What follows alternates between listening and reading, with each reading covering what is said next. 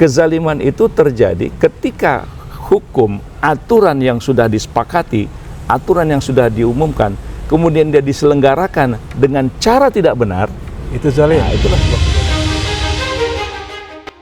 agenda reformasi itu yang sudah diamanatkan ternyata hari ini menyimpang jauh, ya kan? Ini menyimpang. Ini kan perlu diluruskan.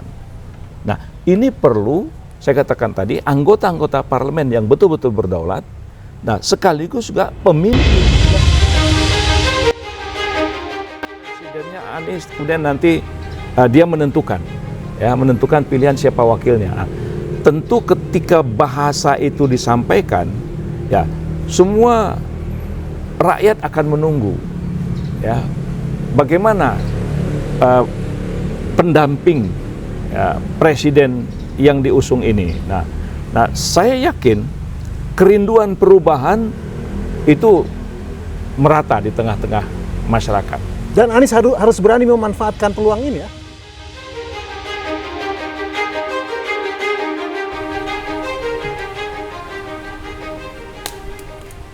Pemirsa, berjumpa lagi dalam Bincang Spesial Jurnal Politik TV.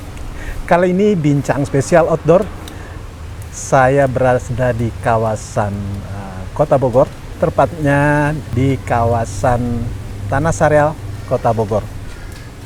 Secara khusus hari ini kita ingin mendapatkan pandangan-pandangan, catatan-catatan Bang Kaban sebagai seorang politisi yang terlibat aktif semenjak era awal reformasi dan tentu saja sampai saat ini.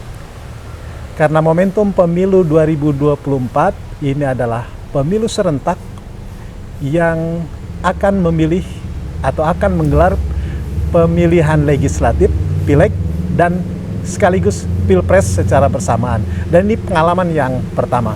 Bang Kaban, seperti pernah Bang Kaban sampaikan dalam Bincang Spesial Jurnal Politik, ini pengalaman pertama ini kita melaksanakan pemilu serentak, pileg sekaligus pilpres.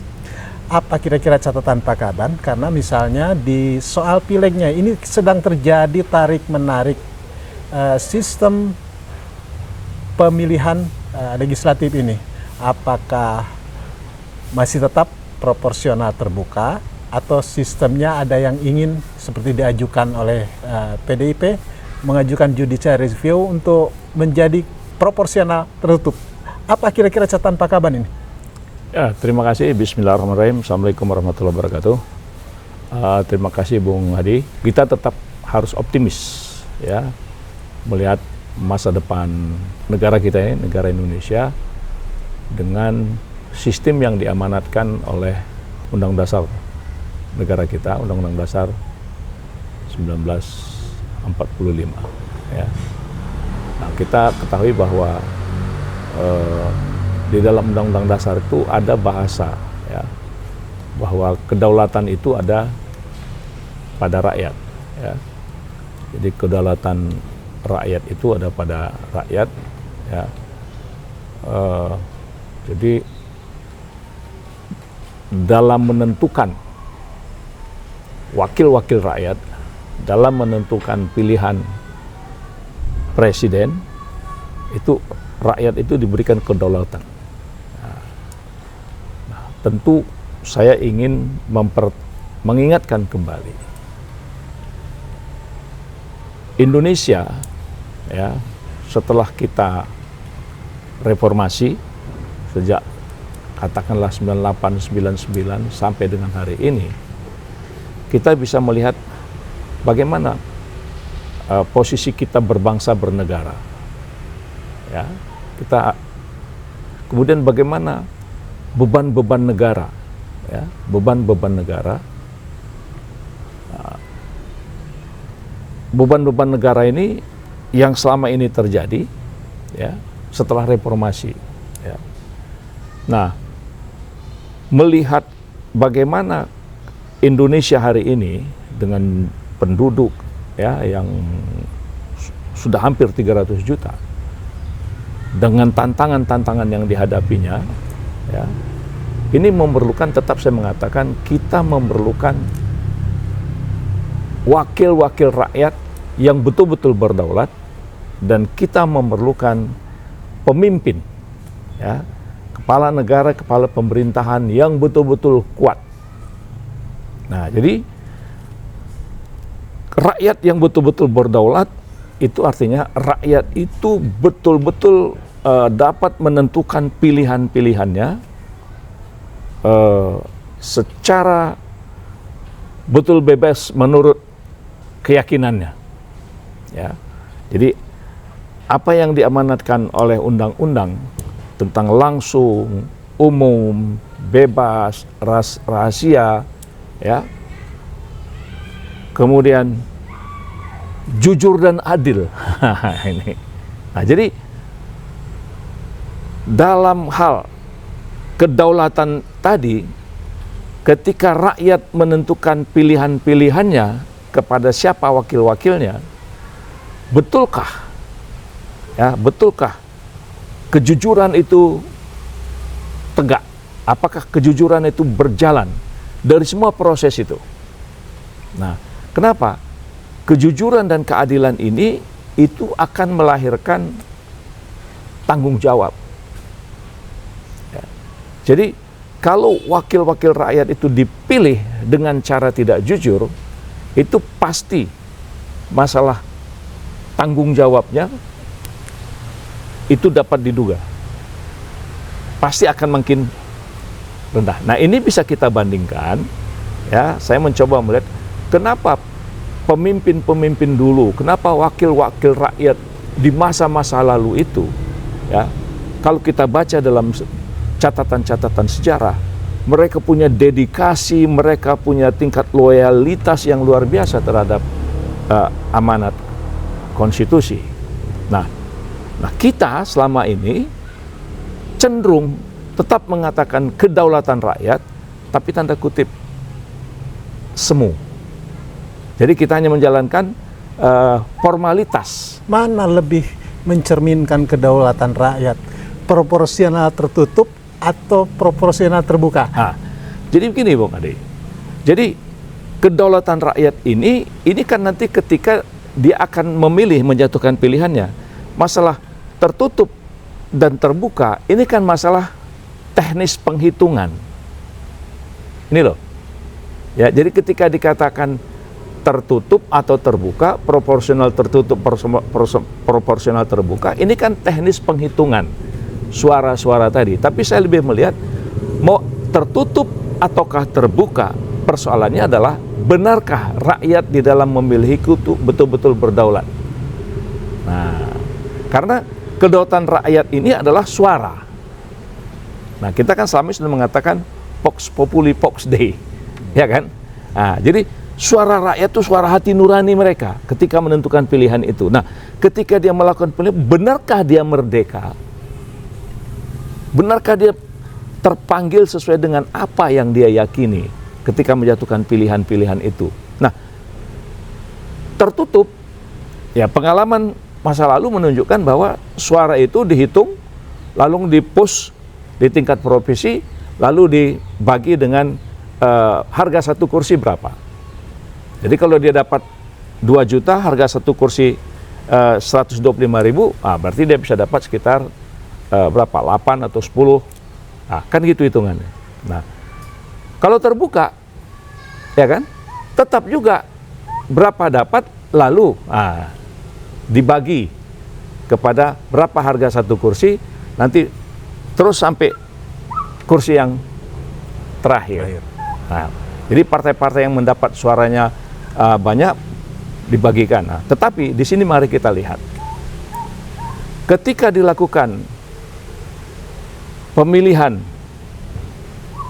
itu dilakukan secara tertutup, ya kan, suara dibagi kepada kursi, ya, suara yang oleh partai dibagikan kursi yang ada, itu tidak ada suara yang hilang. Apalagi ketika ada katakanlah stambus akord, penggabungan suara, ya? Penggabungan suara. Jadi dengan sistem tertutup itu ada penggabungan suara sehingga tidak ada satupun suara rakyat yang tersia-sia. Jadi dia terbagi habis. Nah, ini satu. Nah, ketika dilakukan secara terbuka, nah saya amati, ya, sudahlah pelaksanaannya itu sedemikian rupa dengan sistem threshold itu membuat suara itu cepat jadi floating. Ya, jadi begitu pemilihan dilakukan, pencoblosan dilakukan, kemudian dihitung, diumumkan, langsung ketahuan partai politik yang lolos threshold atau tidak lolos threshold, maka kemudian hasil perolehan suara itu menjadi hingar-bingar, menjadi kacau, ya kan? Dan kemudian seperti suara tak bertuan. Nah, ini fakta. Nah, jadi ketika dilakukan secara terbuka itu, akhirnya, nah, dua pemilu yang kita ikutin, yang saya cermatin, itu suara untuk tingkat DPR, ya, karena dibagi secara proporsional terbuka sesuai dengan bilangan yang ada, angka-angka ganjil itu dan sebagainya itu. Nah, saya melihat bahwa dua pemilu itu ada sisa suara yang antara 18 sampai dengan 20 juta suara. Bayangkan, rakyat yang dikatakan berdaulat menentukan pilihannya, akhirnya suara-suara dia itu tidak ada harga. Karena apa? Sistem. Nah, karena sistem yang dibuat itu sedemikian rupa sehingga suara, ya, suara-suara rakyat tadi hilang. Nah, ini semua juga karena ada faktor threshold itu sehingga membuat, ya, ketika terjadi selesai pencoblosan, karena ada partai politik yang diumumkan langsung tidak lolos thresholdnya, hasil perolehan suara itu bisa bergerak seperti yang saya katakan tadi, tak bertuan. Nah, jadi kita bisa lihat di sini, saya tetap mengatakan mau terbuka mau tertutup, apakah suara rakyat yang sudah memilih ini tidak mubazir? Tidak terbuang percuma, tidak ya? terbuang percuma. Nah, bayangkan kalau mencapai angka, katakanlah mendekati 20 juta, kalau harga kursi terakhir itu 50.000, wah, itu berapa kursi? Bisa 40 kursi. Nah, apalagi di dalam undang-undang itu dikatakan yang menentukan presiden adalah partai politik atau gabungan partai-partai politik. Nah, kenapa partai-partai politik itu yang katakanlah berkoalisi sebelum dia ikut pemilu, kemudian setelah pemilu, koalisi partai ini juga bisa dihitung suara-suara gabungan suara-suara terakhirnya, sehingga tidak ada suara yang tersia-sia. Nah, jadi saya mengatakan bahwa Indonesia ini mudah-mudahan negara kita ini mudah-mudahan itu memiliki wakil-wakil rakyat yang betul-betul berdaulat, ya, yang tidak ada satupun suara-suara rakyat yang terbuang percuma. Apakah dengan terbuka, apakah mau tertutup. Nah, kenapa saya menekankan itu? Kita harus memiliki sistem, ya, sistem pemilu yang betul-betul Indonesia. Nah, proporsional tertutup sudah pernah kita lakukan. Itu ada kelemahannya. Oke. Nah, tapi bisa nggak kelemahan itu ditutup? Nah, dengan Istanbul Accord waktu itu suara tidak ada yang sia-sia. Ya kan? Suara yang tidak ada yang sia-sia. Nah, kemudian dengan sistem yang terbuka sekarang, ya kan, ada suara yang tercecer, ada suara-suara yang hilang, yang jumlahnya puluhan juta. Bahkan penyimpangan dari apa yang dimaksud oleh rakyat, ya. Nah, jadi apa yang diinginkan oleh rakyat itu yang saya katakan tadi, karena pengamalan, penyelenggaraan. Nah, jadi penyelenggaraan pemilu tadi itu, katakanlah kaedah, ya, kaedah kejujuran dan keadilan itu tidak dilaksanakan, maka akhirnya demokrasi kita, saya bilang, semu. Kita hanya demokrasi formal, tapi secara substansi apakah dia bisa memiliki accountability, apakah wakil-wakil rakyat itu menjadi betul-betul terhormat, nah, gitu. Dan kemudian dia di parlemen betul-betul menyuarakan itu, apa yang menjadi aspirasi-aspirasi rakyat. Nah, kemudian bagaimana agar penyelenggaraan pemerintah dengan rakyat-rakyat betul-betul berdaulat ini terjadi kontrol, ya, terjadi perubahan-perubahan, terjadi pengawasan-pengawasan yang betul-betul qualified lah. Nah, jadi saya melihat bahwa apakah pemilu terbuka atau tertutup, yang paling penting adalah jangan kita menyanyiakan suara rakyat yang mereka kita katakan adalah Artinya Pak berdaulat. Kaban punya catatan khusus ini kan tentang PKPU-nya, peraturan KPU-nya untuk secara teknis menghitung tadi. Nah, jadi ini juga salah satu, ya kan? Coba kita bayangkan, ya, wilayah Indonesia yang begitu luar biasa terbentang, ya, dari timur ke barat hampir 5.000 km, dan kemudian jumlah kabupaten kota dan jumlah TPS, jumlah desa-desa dan jumlah TPS yang ratusan ribu itu. Ya kan? Nah, ketika rakyat mencoblos, ya, di situ dia menentukannya. Nah, benarkah itu semua memiliki kualitas penghitungan yang sesungguhnya? Nah, itu bagian dari penyelenggaraan kejujuran itu. Nah, selama ini kita sudah mendengar banyak praktek-praktek yang terjadi, ya kan? Suka tidak suka ada pengalaman lah, ya kan? 1860 kurang nolnya 1 tinggal 186, kan gitu kan? Nah, hilang angka 1 tinggal 860. Nah, yang 1000 itu menjadi transaksi. Nah, apakah di dalam penyelenggaraan pemilu dengan sistem terbuka dan tertutup ini bisa dikunci, ini bisa tidak terjadi? Ini kualitas. Karena begitu kualitas pemilu itu tercederai, itu yang saya katakan tadi, maka tidak akan ada suara-suara kebenaran itu lagi. Yang adalah suara-suara kepentingan yang sifatnya sesaat, dan kemudian rakyat hanya menjadi simbol, tidak Pak menjadi Kaban, subjeknya. Partai Umat punya tagline menarik, lawan kezaliman, tegakkan keadilan, lawan kezaliman. Sebenarnya yang dimaksud apa ini yang dimaksud ini? Loh, saya kira begini Bung Di, perbuatan zalim adalah perbuatan yang mengabaikan undang-undang secara sengaja. Itu yang dimaksud zalim ya? Zalim, jadi Termasuk hitung-hitungan. betul. Jadi kezaliman itu terjadi ketika hukum, aturan yang sudah disepakati, aturan yang sudah diumumkan, kemudian dia diselenggarakan dengan cara tidak benar. Itu zalim. Nah, itulah sebuah kezaliman. Dan Partai Umat siap melawan kezaliman itu ya? Inilah yang harus kita kikis, inilah harus kita lawan. Jika kembali, rakyat setuju, silakan dukung Partai Umat, begitu kira-kira. jadi rakyat harus mendukung umat. Ini menurut saya gitu kan. Tapi enggak, kita kan berbicara tentang negara, kita cerita tentang bangsa, ya kan? Jadi ketika kita cerita tentang bangsa ini, maka apa yang menjadi amanat konstitusi? Jadi bagaimana Indonesia ini menjadi negara besar, ya, karena kita konsisten melaksanakan amanat Undang-Undang Dasar, amanat semua undang-undang dan peraturan-peraturan yang di bawahnya. Nah, ini kan sering nggak konsisten. Anda sudah siapkan wakil-wakil rakyat yang siap mewakili rakyat untuk melawan kezoliman ini?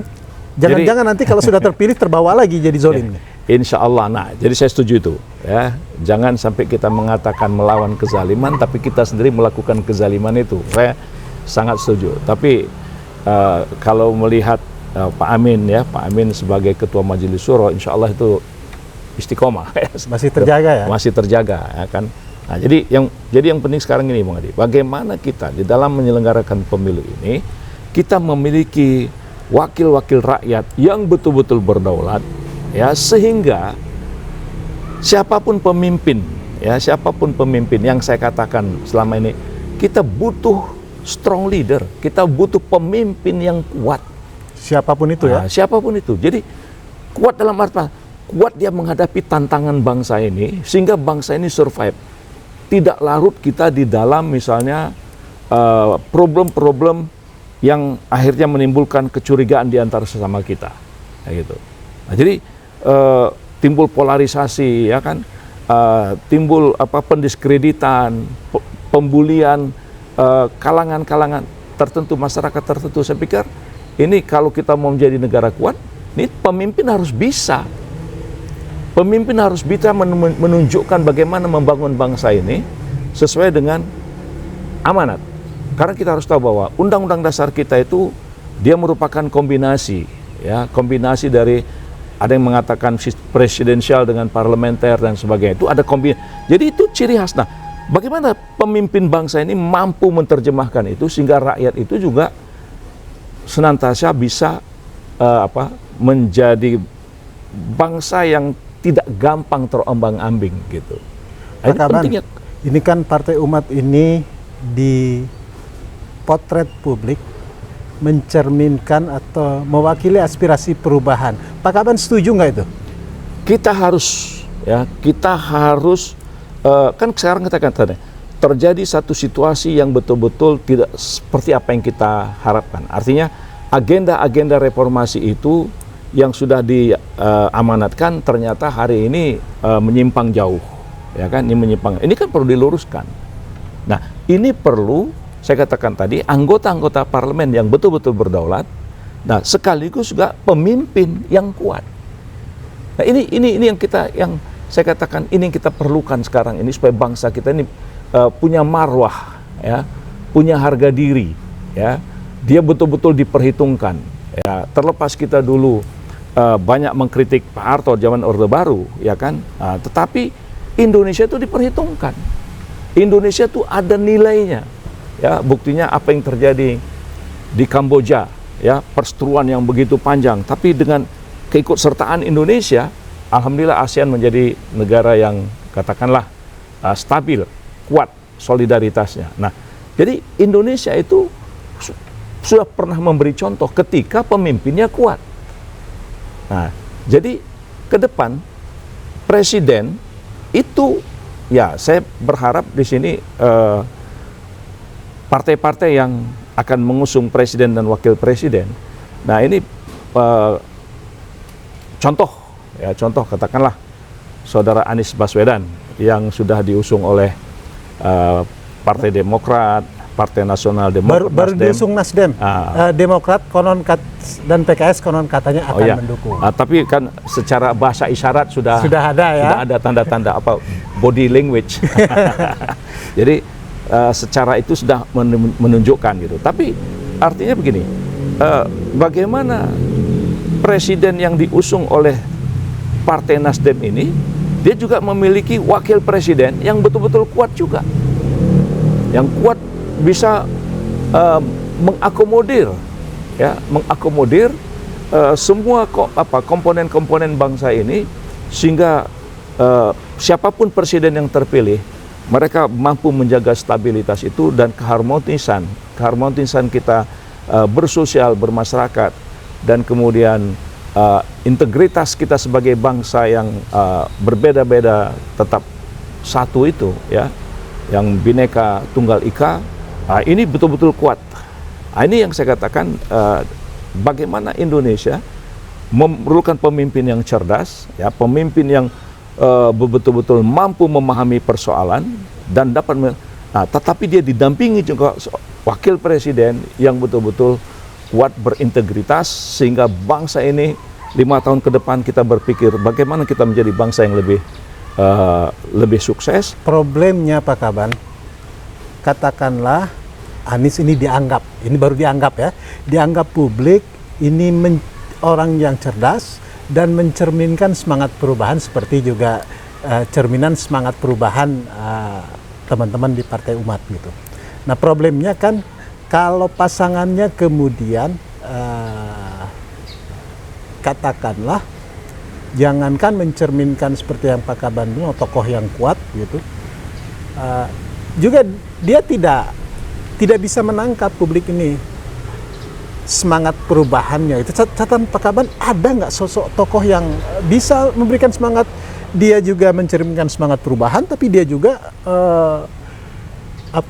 cerdas dan tegas gitu. Iya, jadi begini, saya pikir ada waktu itu bahasa dari Ketua Nasdem, ya, Ketua Umum Nasdem, Nasdem, Bang Bewok atau Bang Surya Paloh. Ya.